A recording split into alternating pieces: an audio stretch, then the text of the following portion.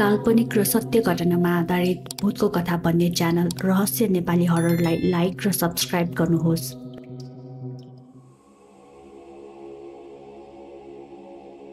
के तपाईँ कहिले भगवान, भूतप्रेत वा झाँक्रीमा विश्वास गर्नुहुन्न थियो? यी सबै मानिसकै कल्पना हुन् भन्ने जस्तो लाग्थ्यो।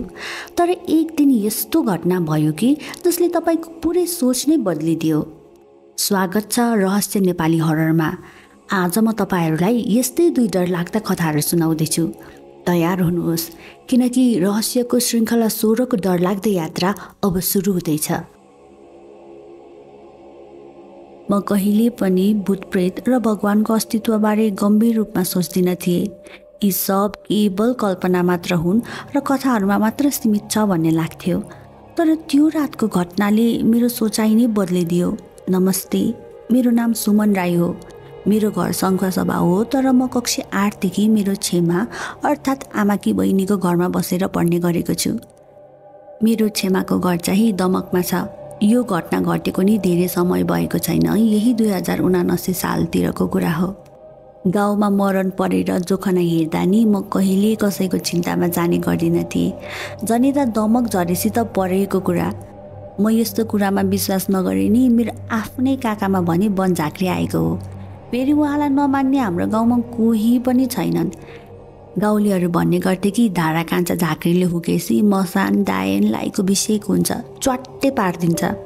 उहाँबारे सानो छँदा केही न केही कुरा सधैँ सुनिन्थ्यो, तर खोइ मलाई भने खासै वास्ता नै लाग्दैन थियो। काका चिन्ता बस्न, कुलपूजा गर्न र फुकफाक गर्न महिनाको कमसेकम 4-5 चोटि वल्लापल्ला जिल्ला र तल सहर झरिराख्नुहुन्थ्यो। कहिलेकाहीँ त महिनौँ दिनसम्म सहरमा नै झारफुकमा व्यस्त रहने गर्नुहुन्थ्यो। त्यही क्रममा काकालाई दमकमा पूजाको लागि एक परिवारले बोलाउनु भयो।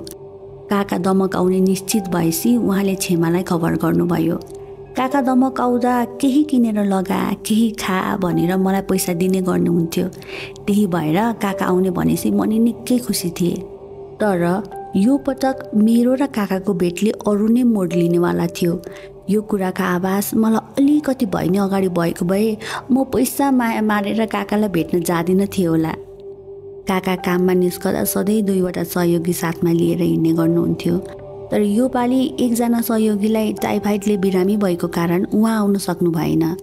काकाले मलाई त्यो मान्छेको ठाउँमा सघाउन आइज भनेर बोलाउनु भयो। मेरो लागि उहाँसँग सहायकको रूपमा काम गर्नु भनेको केवल अलि बढी पैसा कमाउने माध्यम मात्र थियो। म सामान्य दिन जस्तै कलेजबाट आएर आराम गरिरहेको थिएँ जब अचानक मेरो काकाको फोन आयो। 7:30 यहाँ आइपुग्नु, बुझिस्? म पहिलो पटक उहाँसँग रातिको पूजामा सहभागी हुन लाग्दै थिएँ। त्यो मेरो जिन्दगीकै पहिलो पूजा थियो। नडाँटी भन्नुपर्दा साँच्चै नै के कस्तो अनुभव हुन्छ भनेर उत्सुकता त थियो मनमा अलिअलि। अनुभव मन परे नि नमन परे नि मलाई त्यति फरक पर्दैन थियो। म त बस अन्त्यमा पैसा लिने सोचमा थिएँ।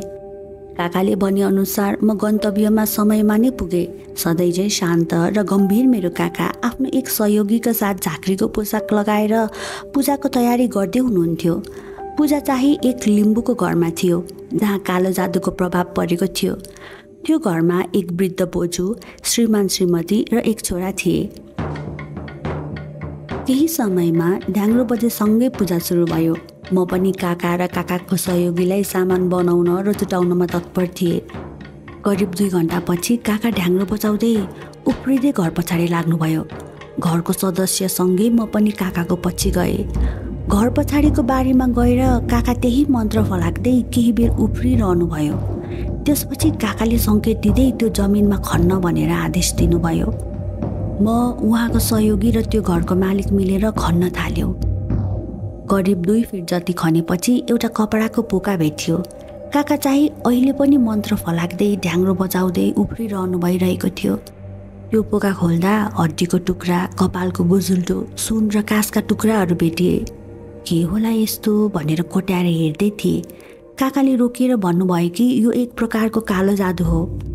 यो तन्त्र मन्त्रको एक प्रकार हो। तपाईँको घर बिगार्न भन्ने दक्षिणपट्टि घर भएको मान्छेले यस्तो गरिदिएको हो। जुन घरमा यो विद्या प्रयोग गरी गाडिन्छ त्यहाँको पशुपन्छीहरू 2 महिनाभित्र र वृद्धाहरू 6 महिनाभित्र अनि हट्टाकट्टा सदस्यहरू 1 वर्षभित्र मृत्युवरण हुन्छन्। कहिलेकाहीँ त यो पोका आफै सर्ने पनि गर्छ। यो सुनेर घरधनीको शरीर जिउँदै कठाङ्ग्रिए जस्तै देखिन्थ्यो। मलाई मनमा अलिअलि डरको बिउ छरिए पनि म भने तार्किक वर्णन खोज्दै थिएँ। काकाले मलाई आदेश दिनुभयो, यसलाई जलाइदिए। म घर पसेर मट्टीतेल र सलाई ल्याएँ र जलाउन तयारी गर्दै थिएँ। मेरो मनभित्र डरको तरङ्ग उठ्न थाल्यो, तर म चुपचाप अघि बढेँ। माटोमा भएको ती वस्तुहरूलाई लिएर पेट्रोल छर्केँ अनि आगो सल्काएँ। आगो ठुलो तेजसँगै बल्न थाल्यो। हावाले धुवा मपट्टि उडायो। नाक र आँखामा धुवा लागेर अनुहार अगाडि हात हल्लाउँदै धुवा पन्छाउँदै थिए। त्यही बेला काकाले एक्कासी पछाडि फर्केर मेरो तर्फ हेरेर भन्नुभयो, भाग न त तनी मर्छस्। मेरो मुटुले ढाउने छोड्यो। काकाले किन यस्तो मलाई भनिरहनु भएको छ भनेर। तर उहाँको नजर म माथि थिएन। म पछाडि उभिएको कसैलाई यो चेतावनी दिनुभएको रहेछ। डरले मैले नि झट्टै टाउको पछाडि मोडेर हेरेँ। कुनै कालो धमिलो छाया मेरो पछाडिबाट स्वाट्टै उडेर गयो। जुनेली रातमा त्यो पनि लामो अनि कालो छाया स्पष्ट देख्न सकिन्थ्यो। त्यो छाया उडेर म पछाडि रहेको रुखमा सलल्ल चढ्यो। त्यो डरलाग्दो आकृतिको रुख चढाइ र हातखुट्टाको मोडाइ अनि लम्बाइ अप्राकृतिक थियो। शब्दमा पनि त्यसको रुख चढाइ म कसरी बयान गरौँ थाहा छैन।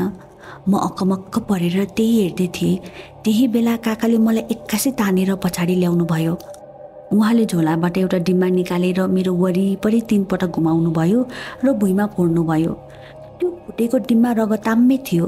त्यही बेला रुखबाट केही भारी कुरा खसेर हाँगाहरू भाँचिएको जस्तो आवाज आयो।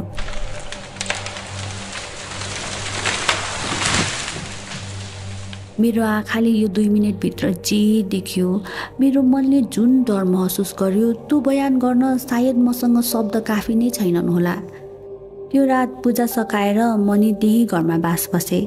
मलाई डर लागे पनि मनको कुनै कुनामा अझै पनि केही आशंका भने थियो, तर सोध्ने आँट आएन भनौँ कि हालको घटनाले मेरो दिमाग शून्य थियो भनौँ। भोलिपल्ट बिहान गए रातको घटनाबारे छलफल सुरु भयो। त्यो कालो जादु गर्नेको घर कुन दिशामा रहेको र शारीरिक वर्णन काकाले राति नै गरिदिनु भएको कारणले गर्दा घरधनीले त्यो व्यक्ति को हो भनेर अनुमान गरिसकेका थिए। केही महिना अगाडि त्यो व्यक्तिसँग कुलोको कुरामा झगडा परेको रहेछ र उनले रिसमा आएर बदला लिनुको लागि कालो जादु लगाइदिएका रहेछन्। घरको बलियो 3वटा सुँगुर र सबै कुखुराहरू भकाभक मर्ने, घरमा दुख बिमार पर्ने र राति राति चाल गर्ने गरेको कारण बा कसैले केही बिगार पो गरिदिएको हो कि भनेर अनुकलन गरेर घरधनीले काकालाई बोलाएका रहेछन्। बेलैमा सतर्कता अपनाएको कारण घरको सदस्यलाई चाहिँ कुनै हानि हुन पाएन र फेरि त्यसो बाँध्न नहानोस् र यदि हानि पनि उनीहरूलाई नै फर्कियोस् भनेर काकाले घरलाई मन्त्रले बेरिदिनु भएको थियो। त्यो छाया काका र म बाहेक अरू कसैले देख्नु भएको रहेनछ, तर रुखको हाँगाहरू भाँचेको आवाज भने सबैले सुनेका रहेछन्।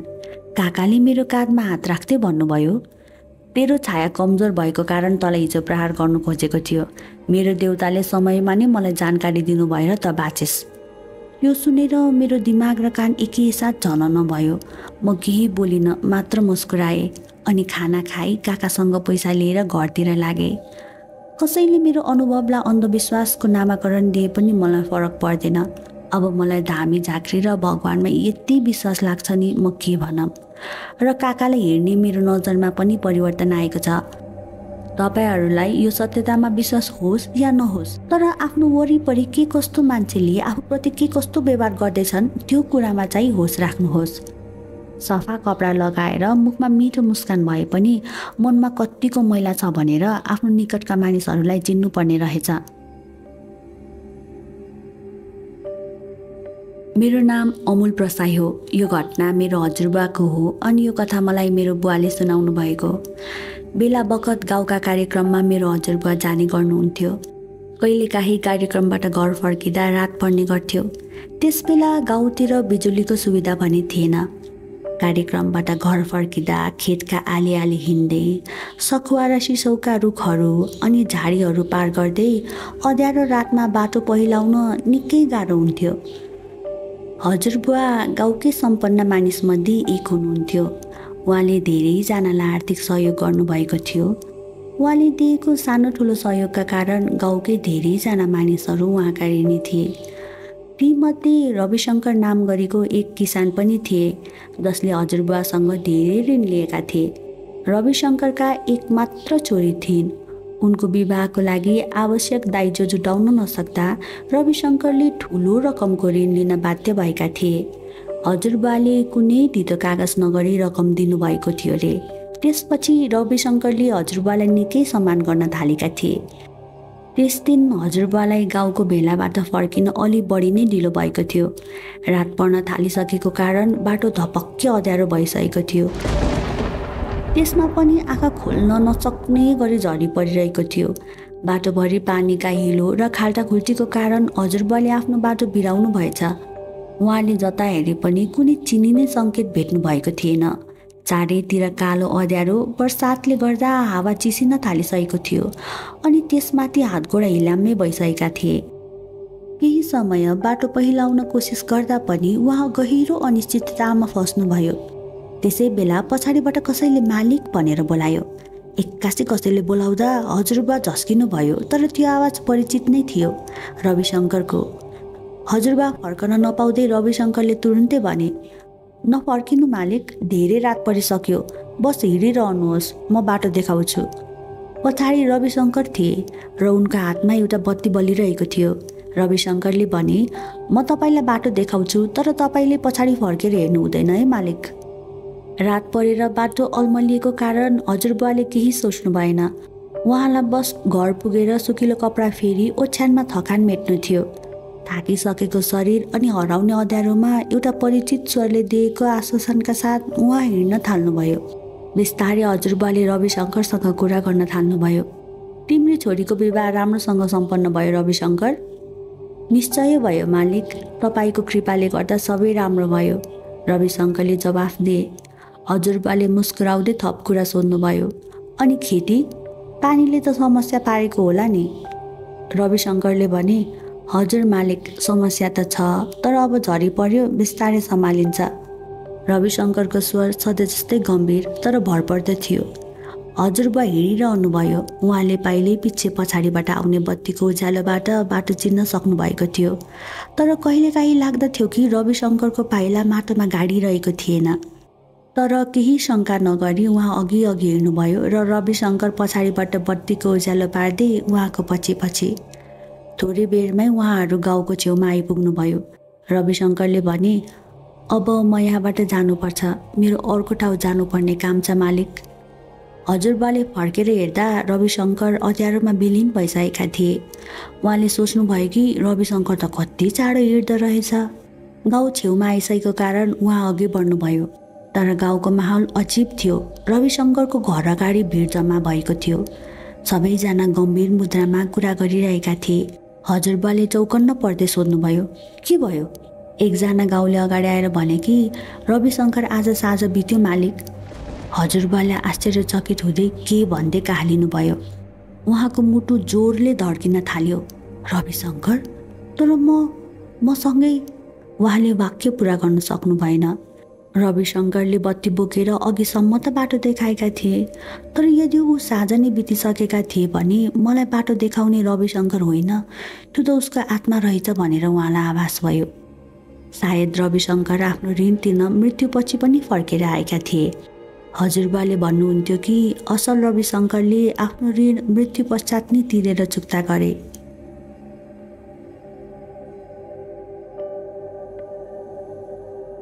हजुरहरूलाई आजको कथा कस्तो लाग्यो? आफ्नो विचार कमेन्टमा लेख्नुहोस्। साथै तपाईँहरूसँग पनि यस्तै अनुभवका कथाहरू छन् भने मलाई पठाउनुहोस्। रहस्य खोज्दै फेरि भेट्नेछौँ अर्को कथामा।